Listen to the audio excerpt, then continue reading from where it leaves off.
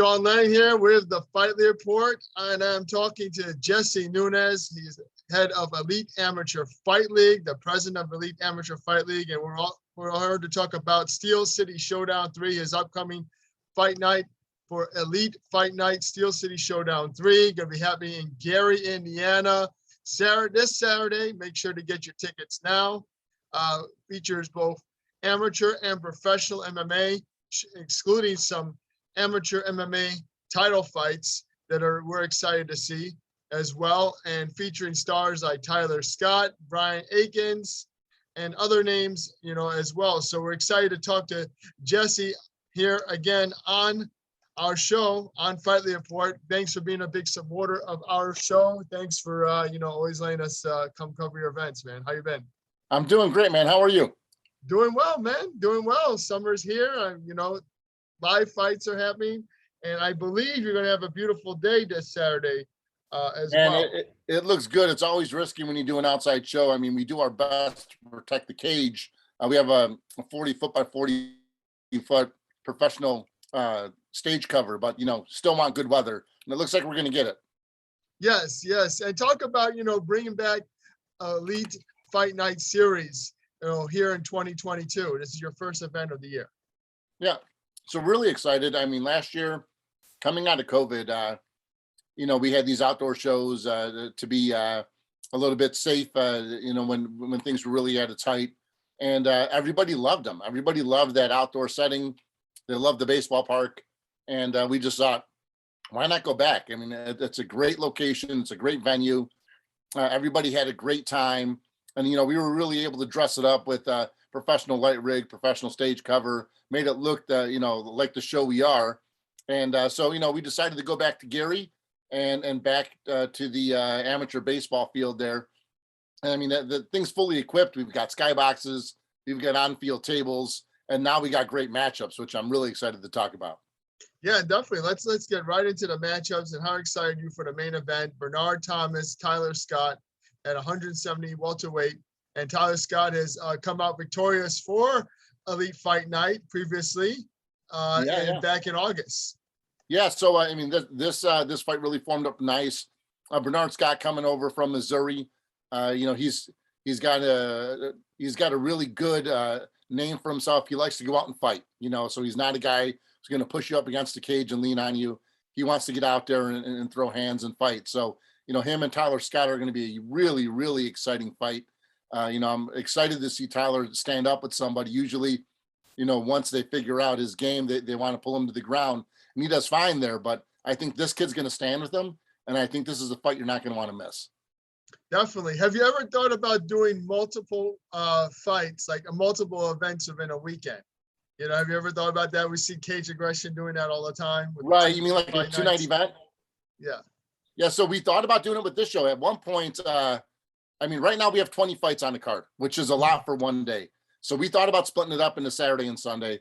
But we decided to just go all in one day. But yeah, we've thought about doing a multi-night events.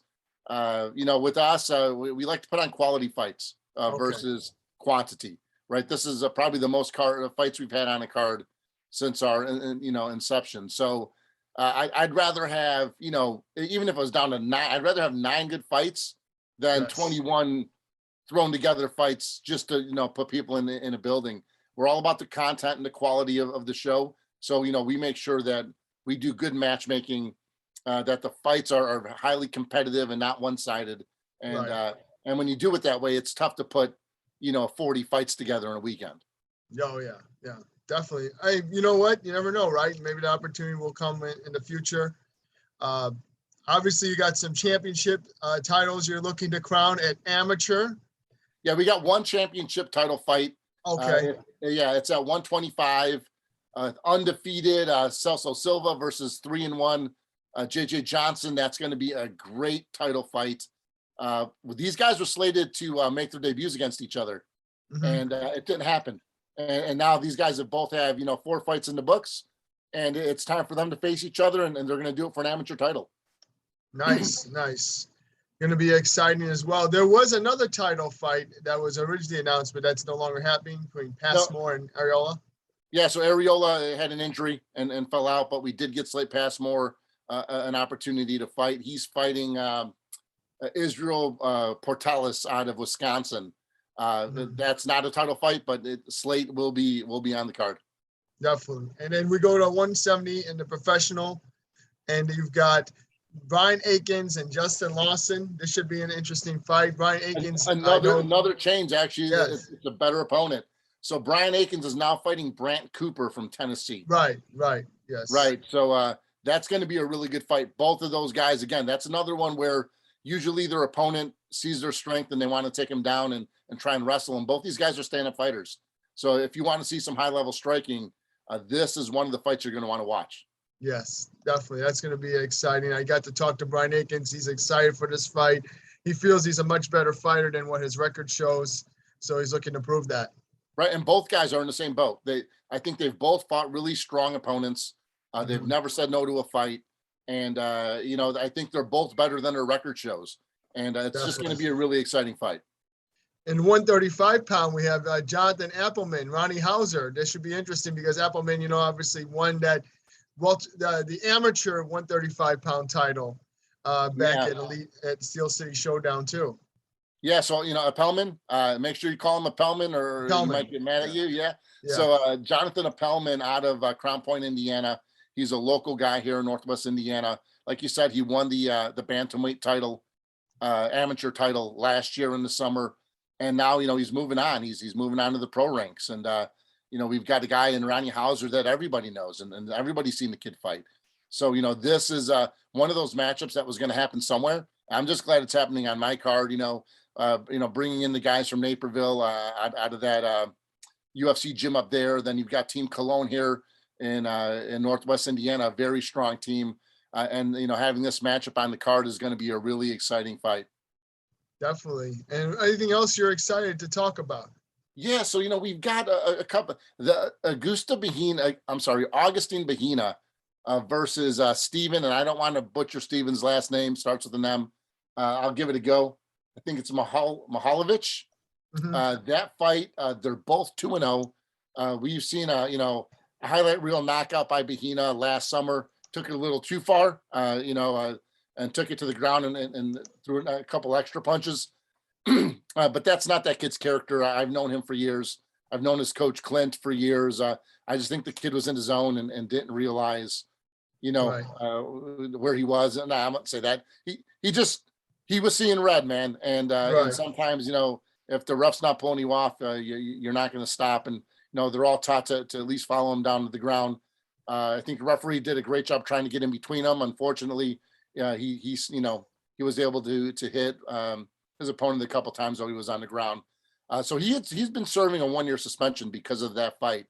But if you've watched Augustine Bahina fight, the kid's exciting. He's got strong hands. He goes toe to toe. He wants to really throw. And then you've got a really strong kid in the Serbian freight train coming out of Northwest Indiana here. And so I think that fight's super exciting. It's an amateur fight. Again, they're both 2-0. So someone's going to get to go to 3-0. Someone's going to get that first loss. So I think it's going to be highly competitive, but that's a fight you're going to really want to watch on the amateur side. Augustine Bahina and Steven, the Serbian freight train. Another fight on here that was just added. We got Nick Aguirre on the card, and he's going to be fighting a kid from Michigan. Thomas De Leon's coming down to fight Nick. So Nick is on his way, 5-0. He's a guy that's going to be moving on to a bigger show really soon. So he's looking to improve to 6-0 on the card. And then Thomas is just, he's a gamer, man. He heard who he was going to fight. And instead of, shying away from a tough fight, this kid wanted to take it, wanted to come down, wanted to compete. So I think that's going to be a good fight as well. Then rounding out the pro card, we got Volante Atsis, right, versus Derek Clardy. He's the main event. Volante, if you're from Northwest Indiana, even if you're not from Northwest Indiana, this kid's been making a name for himself. He's a really exciting fighter.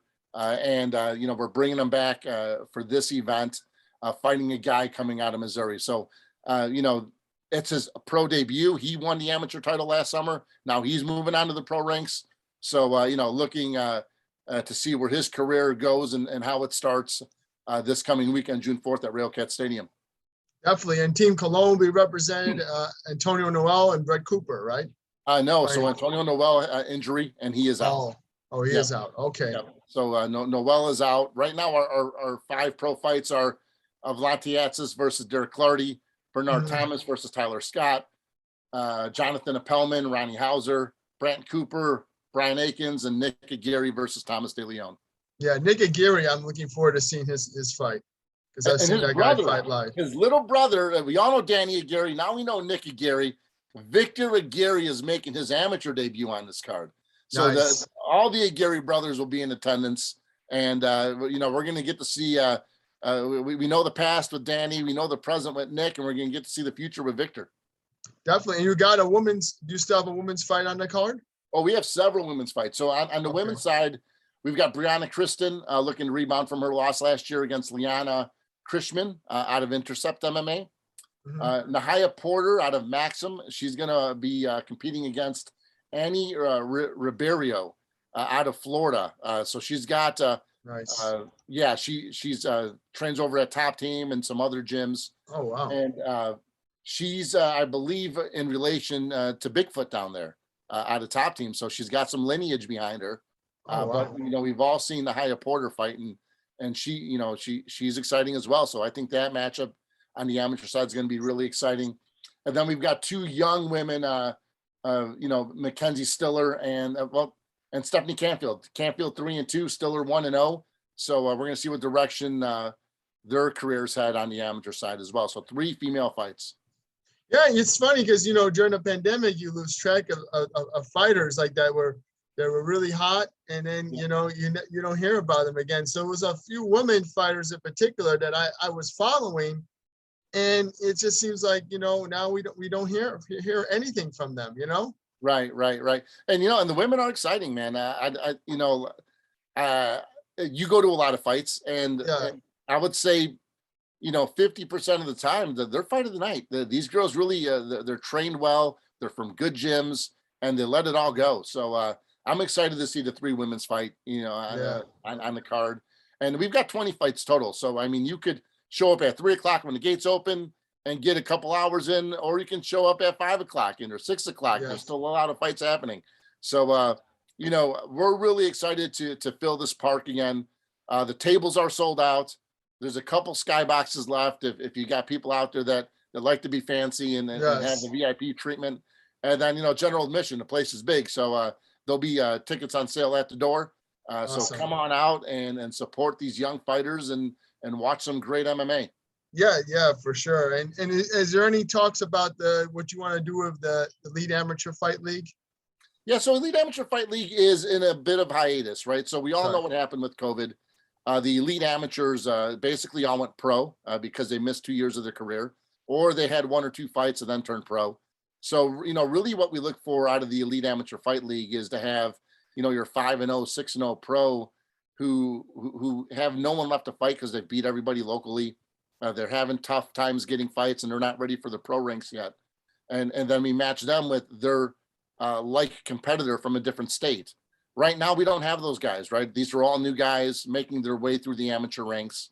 And we got to get to that point to where, everybody's fought everybody locally. We've established who the best 135er in Illinois is, or in Indiana, or California, or Arizona. And once we get to that point, we're going to relaunch Elite Amateur Fight League. But we're looking probably 2023 for Elite Amateur Fight League. So, the team versus team, state versus state national tournament will make a return. But we just got to let the industry reset itself and go from there. Definitely. And like I was saying before, some of the women, I love to see, like, who would you like to see come fight in Elite Fight Night? Well, I'd love to see locally Rachel Martinez, but I know she's got an LFA thing lined up. But I'd love to see Rachel Martinez fight on the women's side. We got Anna Summers, who's locked in with Combates now. But when these fighters move on and move up into these bigger leagues, we're the kind of promotion that roots for them. We want to see them go there. Our goal is to get them the most exposure and experience possible on the amateur level, then give them their young pro careers a start. And we love seeing them go to Combate and go to LFA, which is, just a step below the UFC nowadays. But Peyton Brzezinski fought his last regional fight for us. Now he's in LFA. So I mean, we're just really excited to see a lot of the fighters that fought for us on their way up. Their careers on upwards trajectory. But yeah, I mean, if we could hand pick some fighters to come back, would love to see Anna Summers come back. Would love to see Rachel Martinez come back. Just you got to let them move on in their careers. When it's time to move on, it's time to move on. Yeah, exactly. And, just getting reacquainted, with the times that we're living in as well, just can't have everybody. So, yeah, I just want to, thank you again, Jesse, to updating us. We do have some big news coming, though. Okay, go ahead. So happy to announce that we have signed our deal on a national broadcast distribution deal with an OTT called Stadium Network, which is owned by Sinclair Broadcasting. If you know who Sinclair Broadcasting is, they're the biggest media conglomerate in the country. They own all the Bally Sports Networks, formerly Fox Sports Networks. They own 50% of Marquee Sports Network. And now we're able to put our fights on that national OTT channel called Stadium, which gives the fighters even more exposure on a level that, you really don't see on the amateur and regional circuit, right? A lot of these guys are putting on a lot of shows, but they're doing it on their own OTT channel, which means you have to find them, right? This is on something that's on every smart device. It's on, Android, iPhone, Samsung, Fubo, you name it. This channel is on there. So, and it's free, right? So you don't have to pay for it.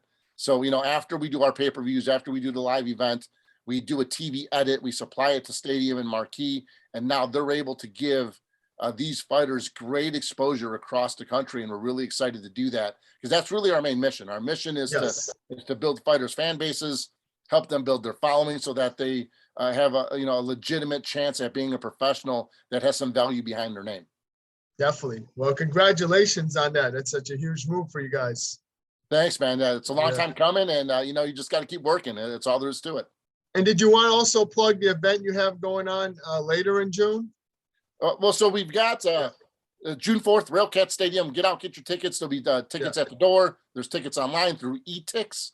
And then we're working on, there was an event moved down in Tennessee to June 26th. That's going to be exciting. If you're down in that region, it's in Clarksville, Tennessee. So get down there to that fight. Tickets are on sale there for Eventbrite. And then we're back August 20th with Elite Fight Night at Railcat Stadium. We got a little surprise coming August 19th. Can't let the cat out of the bag yet, but it's going to be exciting. It's going to be cool.